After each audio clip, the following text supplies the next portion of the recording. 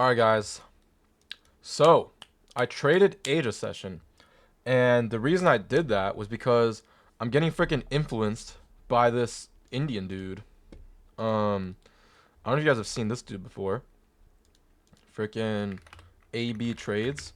This Indian dude's been influenced me. He's like, I saw him like whatever, and I realized it myself too. Okay, I don't know if you guys remember, but look, last Sunday I traded Asia session, right, to secure that crazy payout. Where was it at?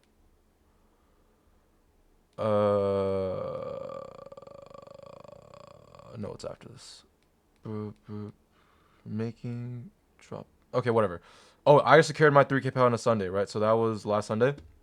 So I traded Asia session because we were moving pretty slow in AM, and then the other day I watched this AB trades dude start taking trades in Asia session and making like what 10 racks per trade. But the money doesn't matter obviously. But like it's been moving, right? Asia's been moving because AM hasn't been moving. So then like following that timeline, I started fucking just setting limit orders when I went to bed. And obviously you guys saw how those worked out and how I'm just waking up to fucking being up 100 ticks. So I'm just like, well, I'm not gonna sit here and look at Asia session because Asia session lasts like literally 5 p.m. to 12 a.m. Like I'm not trying to sit here at all, not even for an hour. So I'm just gonna set an alert so when we get near all-time highs, I can try to see if I catch a continuation. Because obviously the draw here is all-time highs. We want to go back to all-time highs. So again, guys, this was last night. So what did we get here? Well, we're right next to all-time highs. I set my alert around this high right here. This intermediate high on the 4 hours, obviously not there. But I wanted to be very, very close. Like so close that we would be like super, like 99 to 1% that we're going to hit all-time highs, which would be up here. So that's why I set my alert there. And then we come up here. I go on my phone. I see we make a 5-minute gap. And then we're like this is around where I got on my phone right here. And I see we're starting to make a 5-minute gap. And I go on my computer. So we get our first pullback into the 5-minute gap. And I'm not taking this long because I just want it to reach. Because like, look, this is a pretty big gap in my opinion. And I want it to retrace more. So like, I think I learned this from Shinobi or whatever. But if you take like the GAN box or the Fibonacci, whatever you want to use, and you mark out like the fair value gap, I think you could use this for wicks too. But it's like the 0.75 or whatever. Like not because like I didn't want the zero point 0.5 of it. I wanted the 0.75 or the 0.25. I don't know if I'm drawing this backwards. Oh, it's probably 0.25. Okay, I'm drawing this backwards. But you want like the 0.25 of it. So that's why I didn't want this one. I wanted to because this is a pretty big gap, so I want to go deeper in the gap. Pause. So we literally hit the 0.25 by the tick, and I'm like, oh shit, what the fuck? I literally learned this from a TikTok video, and we hit this like to the tick. So I'm looking for my model. I'm like, okay, we have a 5-minute fair value gap, which is my condition, my like key level, you could say, like where I expect price to bounce off of. We have a super 99% to 1% failure rate draw on liquidity, which is all-time highs right here. And then now I just need my inverse fair value gap, right? So the highest time frame inverse fair value gap in this leg ended up being this 4-minute right here. Boom. And we invert it on this candle. So now you guys do see that on this entry, my thing got wicked out, right? My break even got wicked out.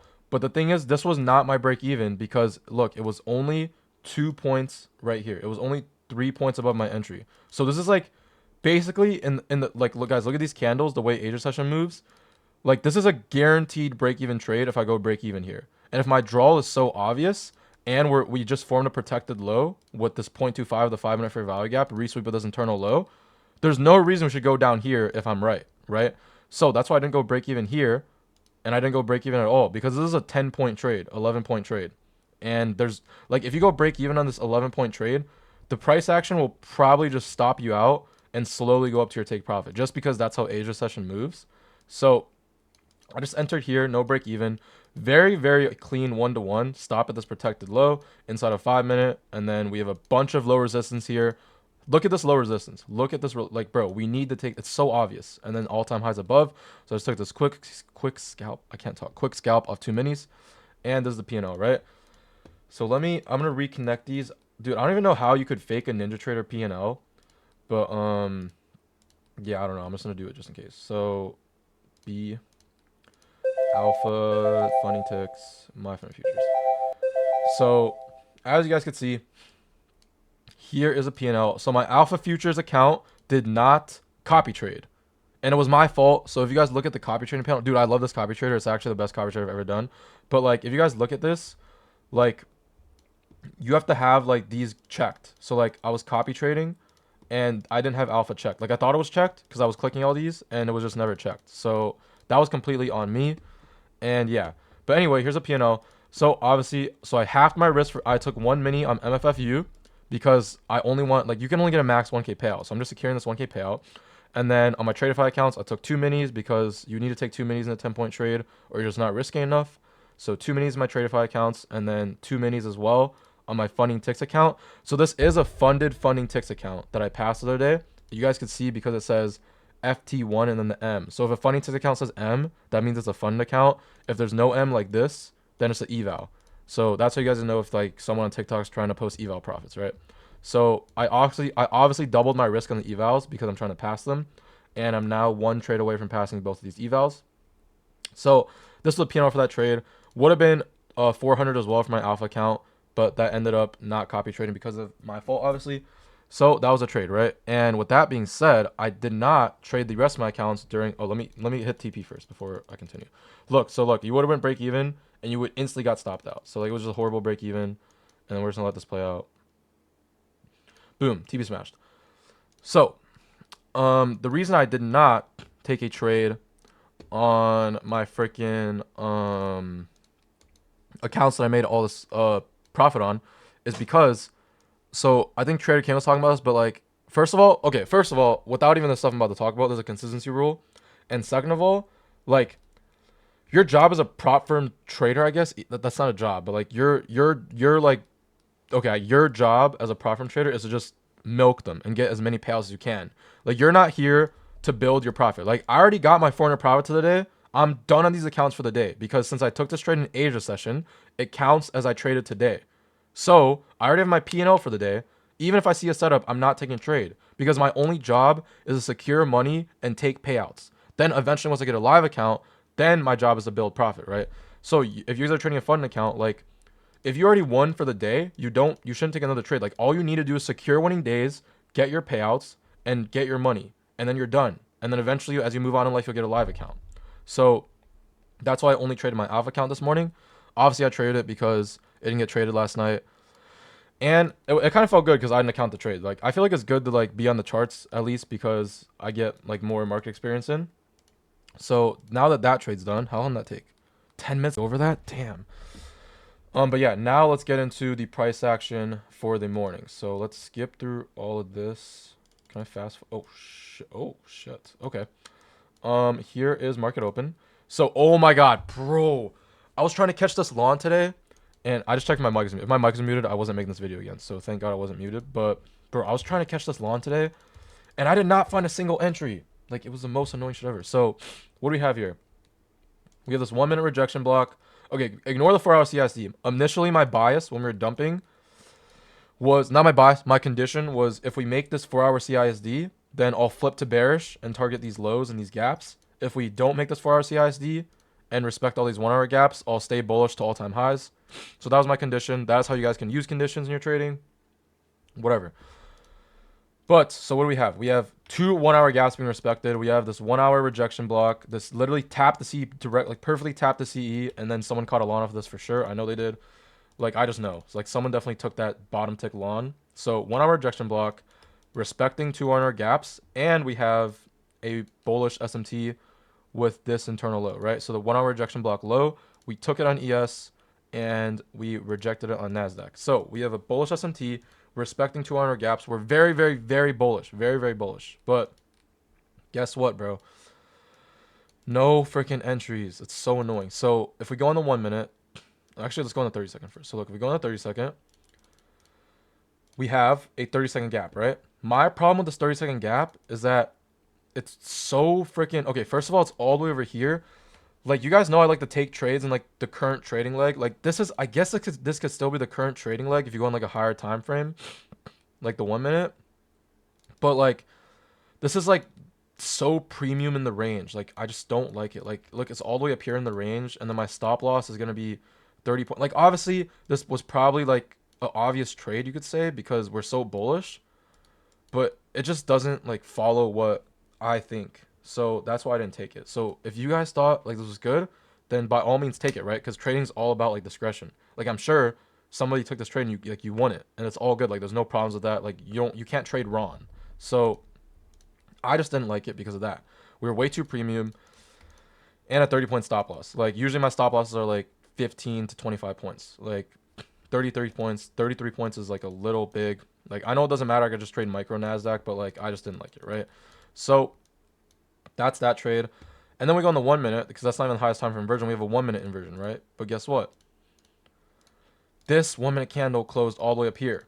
So no entry. And then you go on the 2 minute, because there's the 2 minute, right? So obviously I'm marking out the 30-second and the 1 minute for you guys. But if you're trading this model, you would never take those because you need the highest time frame inverse. So, right?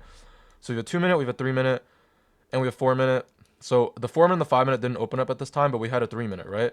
And this 3 minute candle ripped 80 points. Again, no entry. Like, bro, you're already at TP by the time this 3 minute candle closes. So like, I can't take that.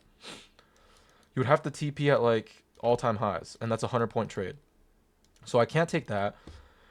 And then we invert the 4 minute, but same reason as the 3 minute. We're too premium. Like, we're right next to TP. No break even. Then we go to the 5 minute. I'm like, okay, this 5 minute, I'm down. This is something I'm down to take. But guess what, bro? We look like we're about to inverse it. And then we don't inverse it. Come all the way back down. And then the next candle rips and closes way above it. I have no entry. So just this whole move, I was getting mentally destroyed. But like, okay, I wasn't mentally destroyed, but like, you guys know what I'm trying to say, right? Like, I was just getting edged to the max. And then also this 5 minute close, we were inside a 15-minute bearish gap. So another invalid trade for me, at least. So missed out on this whole bullish move, right? And then we continue. And then we finally take out all-time highs. And we get this right here. So this is a 2 minute inverse. And NASDAQ took out all-time highs. ES hasn't yet. I was trying to go for a rebalance play, like textbook mech model. Target the unfilled 5 minute right here. Target the unfilled 5. And 2 minute IFVG, highest time inverse in the leg. And boom, we get the exact entry I want. It comes up to this fair value gap. Tags me into the trade because I limit ordered it. So right here. Boom, tags me in. I literally have a 9-point stop loss, like perfect stop loss. Everything's perfect. Perfect TP. This is 2RR because my stop loss is so small. I get tagged in, and we instantly rip. Everything about this was good. Like, the SMT, the SMT was probably invalid because, like, again, like I told you guys before, if there's an SMT with all-time highs, like, it's probably not a real SMT, if you know what I mean. Because, like, if one index is at all-time highs and the other isn't, we're just bullish anyway because, like, it's at all-time highs. So no SMT for this trade in that sense. But we had 2 minute inverse, highest time frame inverse in the leg. We needed a rebalance in this leg. Like, look at this big ass up move. We needed a rebalance, I think. Like, that's what I felt, at least. I think we needed like a little rebalance. And then 5 minute below, perfect TP. And everything about this was good except for the fact that we're at all-time highs. And I guess I just shouldn't be shorting. So yeah, got absolutely destroyed in this trade. Entered with 1 mini, 9.5 stop loss. You guys see the loss, 188. Probably should have been a little less, but whatever.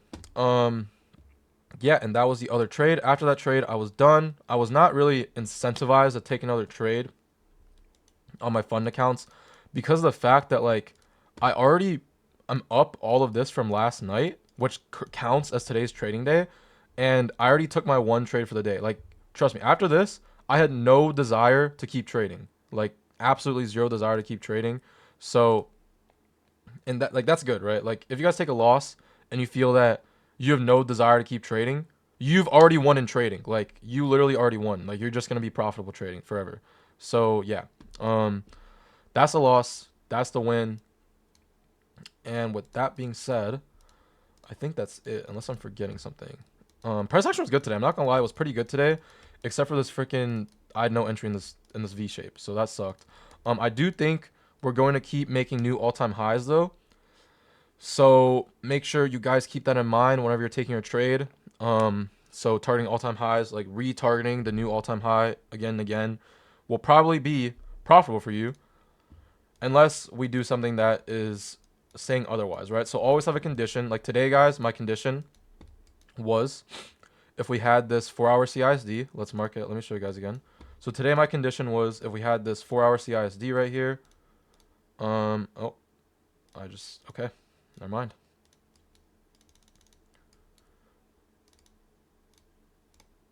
Bro, it's not closing all the way down there. Okay, wait, hold on, I'm tripping.